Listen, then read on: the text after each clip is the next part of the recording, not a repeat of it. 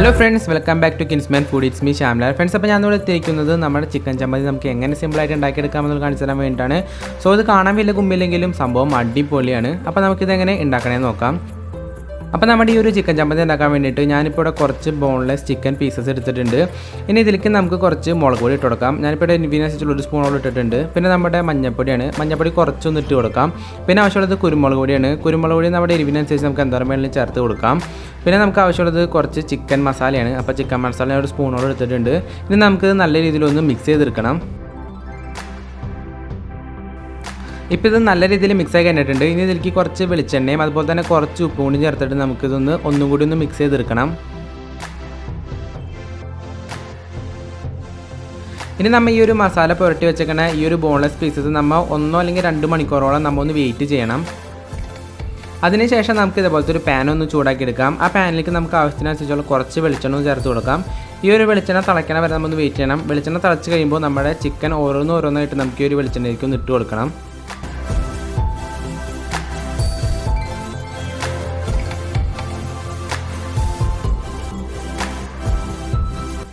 ഇനി നമ്മുടെ ചിക്കൻ എല്ലാം ഇതുപോലെ ഒന്ന് വറുത്തെടുക്കണം.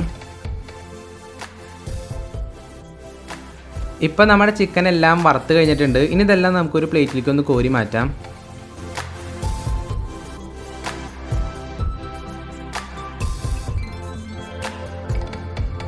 ഇപ്പം നമ്മുടെ ചിക്കൻ എല്ലാം ഒരു പ്ലേറ്റിലേക്ക് കോരി മാറ്റിയിട്ടുണ്ട്. ഇനി നമുക്ക് ചെയ്യേണ്ടതെന്ന് വെച്ച് കഴിഞ്ഞാൽ ഈ ചിക്കൻ എല്ലാം ഒന്ന് പൊടിച്ചെടുക്കണം. അപ്പോൾ അതിന് വേണ്ടിയിട്ട് നമ്മൾ നേരത്തെ വറുത്ത് വെച്ചേക്കണ ഒരു ചിക്കൻ എല്ലാം ഇതുപോലത്തെ ഒരു മിക്സറുടെ ജാറിലേക്ക് ഇട്ടിട്ട് നൈസായിട്ടൊന്ന് പൊടിച്ചെടുക്കണം. ഇപ്പം ഞാൻ ചിക്കൻ അത്യാവശ്യം നല്ല രീതിയിൽ പൊടിച്ചെടുത്തിട്ടുണ്ട്. ഇതുപോലെ പൊടിച്ചെടുക്കണമെന്നില്ല. ഇപ്പം 4 പോലൊക്കെ വേണമെന്നുണ്ടെങ്കിൽ ജസ്റ്റ് ഒന്ന് കറക്കി എടുത്താൽ മതി. ഇതിപ്പോൾ ഞാൻ കുറച്ചും കൂടിയും സ്മൂത്തായിട്ട് ഇരിക്കാൻ വേണ്ടിയിട്ട് ഒരു 30-40 സെക്കൻഡോളത്തോളം ഞാനിപ്പോൾ ഒന്ന് പൊടിച്ചെടുത്തിട്ടുണ്ടാവും. ഇനി അടുത്തതായിട്ട് നമ്മുടെ വറ്റൽമുളകൊന്ന് ചുട്ടെടുക്കണം. അപ്പോൾ അതിന് വേണ്ടിയിട്ട് ഞാനൊരു പാത്രം ചൂടാക്കിയിട്ട് അതിലേക്ക് നമ്മുടെ വറ്റൽമുളക് ഇട്ടിട്ട് നൈസായിട്ടൊന്ന് ചുട്ടെടുക്കുകയാണ്. ഇതിപ്പോൾ ഒരു ഏകദേശം 1-2 മിനിറ്റത്തോളം നമ്മൾ ഇതുപോലെ ഒന്ന് ഇളക്കിക്കൊണ്ടിരുന്നാൽ മതി. അല്ലാന്നുണ്ടെങ്കിൽ നമുക്ക് അടുപ്പിൽ വെച്ച് ചുടണമെങ്കിൽ അങ്ങനെ നമുക്ക് ചുട്ടെടുക്കാം. ഇനി അടുത്തായിട്ട് നമുക്ക് കുറച്ച് സാധനങ്ങൾ അരച്ചെടുക്കാനുണ്ട്. അതിന് വേണ്ടിയിട്ട് ഞാനിപ്പോൾ ഒരു സവാള പകുതി കട്ട് ചെയ്തിട്ട് അത് ചെറുതായിട്ട് അരിഞ്ഞത് ഇതിനകത്ത് ഇട്ടിട്ടുണ്ട്. പിന്നെ നമുക്ക് ആവശ്യമുള്ളത് ചെറിയുള്ളിയാണ്. അപ്പോൾ ചെറിയുള്ളി ഞാനിപ്പോൾ ഒരു 3 കഷ്ണത്തോളം ഇട്ടിട്ടുണ്ടാവും. പിന്നെ നമ്മുടെ വെളുത്തുള്ളിയാണ്. വെളുത്തുള്ളി ഇപ്പോൾ ഒരു 4-5 കഷ്ണത്തോളം നമ്മൾ ഇട്ടിട്ടുണ്ടാവും. പിന്നെ ആവശ്യമുള്ളത് വേപ്പിലയാണ്. അപ്പോൾ വേപ്പില നമ്മുടെ ഇഷ്ടത്തിനനുസരിച്ച് എന്തോരം വേണമെങ്കിലും നമുക്ക് എടുക്കാം. പിന്നെ നമ്മൾ നേരത്തെ ചുട്ട് വെച്ചേക്കണ ഒരു വറ്റൽമുളകും കൂടി ഇട്ടിട്ട് ഇതൊന്ന് അടിച്ചെടുക്കണം. ഇപ്പോൾ ഇതെല്ലാം അരച്ച് കഴിഞ്ഞിട്ടുണ്ട്. അരച്ച് കഴിയുമ്പോൾ കാണാൻ ഏകദേശം ഇതുപോലെ ഇരിക്കും.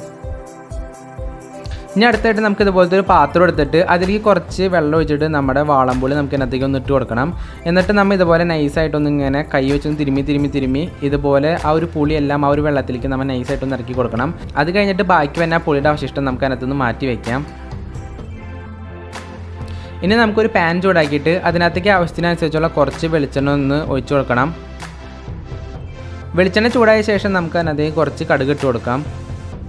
ഇപ്പോൾ കടുകെല്ലാം പൊട്ടിക്കഴിഞ്ഞിട്ടുണ്ട്. ഇനി നമ്മൾ നേരത്തെ അരച്ച് വെച്ച നമ്മുടെ വെളുത്തുള്ളി, സവാള, അതുപോലെ തന്നെ നമ്മുടെ വറ്റൽമുളക് ഇതെല്ലാനും കൂടി നമുക്ക് ഇതിനകത്തേക്ക് ചേർത്തിട്ട് നൈസായിട്ടൊന്ന് ഇളക്കി കൊടുക്കണം. ഇപ്പോൾ ഇതെല്ലാം ഇളക്കി കഴിഞ്ഞിട്ടുണ്ട്. ഇനി നമുക്ക് ഇതിലേക്ക് നമ്മൾ നേരത്തെ ഉണ്ടാക്കി വെച്ച ഒരു പുളിയുടെ വെള്ളം ഒഴിച്ച് കൊടുക്കാം.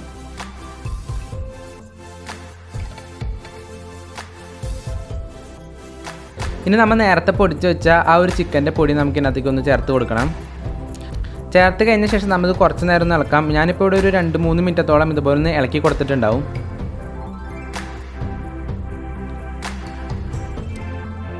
സോ ഇത്രയോടെ നമ്മുടെ ഈ ഒരു ചിക്കൻ ചമ്മന്തി ഉണ്ടാക്കാനായിട്ട് വളരെ സിമ്പിളാണ്. അപ്പോൾ നിങ്ങൾ മസ്റ്റ് എടുത്ത് ട്രൈ ചെയ്ത് നോക്കുക.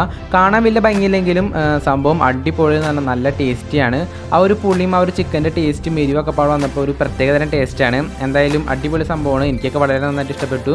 അപ്പോൾ ഇത്രയൊക്കെ തന്നെ ഒരു വീഡിയോയിൽ പറയാനുള്ള വീഡിയോ അവസാനിക്കാൻ ഇഷ്ടപ്പെട്ടെങ്കിൽ ലൈക്ക് ചെയ്യണം, ഷെയർ ചെയ്യണം, സബ്സ്ക്രൈബ് ചെയ്യണം. അപ്പോൾ ഇതിൽ നല്ലൊരു വീഡിയോ അടുത്ത പ്രാവശ്യം കാണാം. അതുവരെ എല്ലാ കൂട്ടുകാർക്കും ബൈ.